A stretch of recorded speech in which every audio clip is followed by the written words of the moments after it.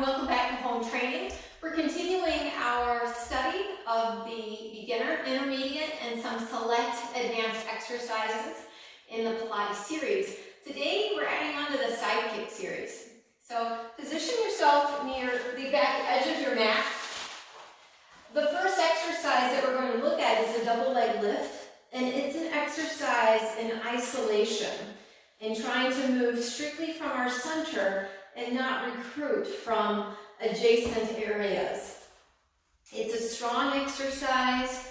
It certainly teaches us the movement originating from the center, and center or core is one of Joseph Pilates' principles.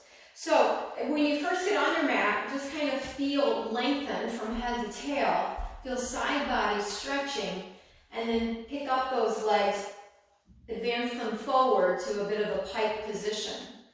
Put your hand on your low belly. Take a nice breath, and as you exhale, gently draw the belly away from your hands. Feel the rib cage soften a bit. Your front hand, again, is going to serve for a little balance.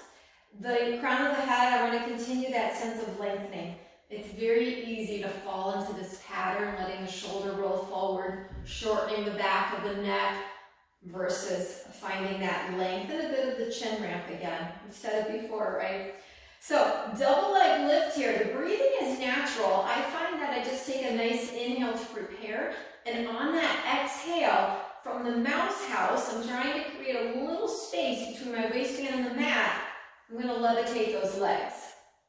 Inhale lower, exhale, pick up, levitate. Inhale down, exhale, lift. Notice if you're overly relying on this hand. Make sure the work emanates from the center.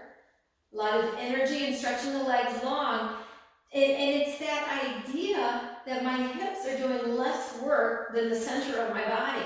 I'm really picking up from that place of core strength, stabilization, control. And then we move directly into the single leg lift. So we begin both legs floating, bottom leg lowers, bottom leg lifts. Inhale, and find a little resistance, and lift. Shoulders should be stacked one over the other. Hips are stacked one over the other. Belly's pulling in and up. Those legs are lengthening long. One more time here. And then rest the legs back down. Great. So you've had this concentrated control through a very small range of motion. The third exercise, giant bicycles, is really going to elevate the range of motion, and now you want to keep your center super strong and stable. Top legs hip height. We kick forward, foot towards the face. The knee bends towards the chest, knee passes over knee, heel to backside, extending out. Try it again. It's a delicious stretch. Inhale front, bend the knee, and I should say the breath is actually natural here. I know I'm breathing because I'm constantly talking, but you just need to be aware that your inhale is matching your exhale. This we need. This is hip extension. Tendency is to fall forward and arch the back. Stay level, stay long. Truly open up the psoas. Don't dump into the low back. Extend the leg, bring it back home. Let's reverse that. It starts with a straight leg back. Heel to backside, knee to knee, knee to chest, and extend. And we press back. In the advanced series, we try to find a little bit more fluidity. However, when you're still learning the exercises, slow them down. Make sure you're getting the biggest bang for the buck. You want the value from the movement. No mindless movements. Let's do one more. Press that leg back. So here's the hip extension again. Here's your quadricep stretch as you draw that heel in towards your backside, like a hamstring curl. That should feel strong. Knee to knee. And then in the last, hug that knee into the chest. Take the hand. Give yourself just a little extra hamstring stretch there.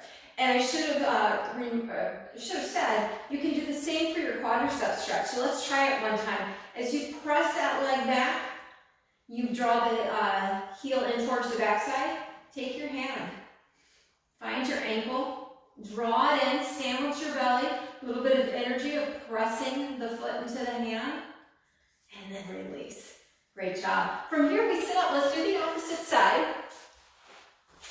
So finding yourself to the back edge of your mat, elbow, shoulder, hip, and heel. Remember to tighten that belt line a little bit, okay? You're maintaining a constant flow of breath. Lift the legs, bring them forward. Make sure your hips are still at the back edge. And then find that lengthening through the crown of the head again. Feel flush with the ribs to the hips, and we're going to double leg lifts here. So inhale for nothing. As you exhale, what's it take to float those legs? It doesn't have to be high. Inhale down, exhale, float. Are you using muscles of the shoulder, of the neck? Can you instead recruit right through your center? Maybe lighten up on how much you're relying on that front hand. 2 more times here. Lengthen and pick up through the center. We're still stable. The analogy we used before was that of the grandfather clock. So the upper half stays very stable no matter where the pendulum is. Hold the lift. Bottom leg, take it down. Lift it up. Take it down. Still trying to work in that pike position. So a little forward of the mat there at the front corner edge. 2 more times there. And lift. Very concentrated effort through the center. It's a pretty small movement. And then rest it back down. So now we know where the center is. We're going to use it for the bicycle. You also have the option of taking the top hand behind your head and working your range of motion from here. Kicking front, knee to chest, knee over knee, heel to bottom, extend and kick, bend, knee over knee, heel to bottom, extend. And again, we reach, draw in, pass over, and extend, return home, reverse it. Think of keeping your mid-back wide, shoulders down your back. You might notice that you want to hunch your shoulders by your ears. Give yourself space, heel to bottom, knee over knee, knee to chest, extend, press it through, heel to bottom, knee over knee, knee to chest, extend, pass it back, pause there, bend the heel or bend the knee, draw the heel in, take hold of that ankle. Give yourself a nice quadricep stretch. Resist here a bit. So instead of just passively drawing heel to backside, press your foot into your hand, pull your belly in, sandwich that front hip. Extend the leg, bringing it forward, hug knee into your chest. And maybe test your hamstring a little bit, little flexibility back and forth here. Great. And then release. I find that people love the sideline series. It's very energizing, it's quite accessible, nice to feel some release through the hips, some strength through your powerhouse and through the legs. So, even if you were to break that series out and only do the side kick series for a 5 or 10 minute pick-me-up, I think it would be beneficial overall. So thanks so much for being here. I hope you're feeling well. See you next time.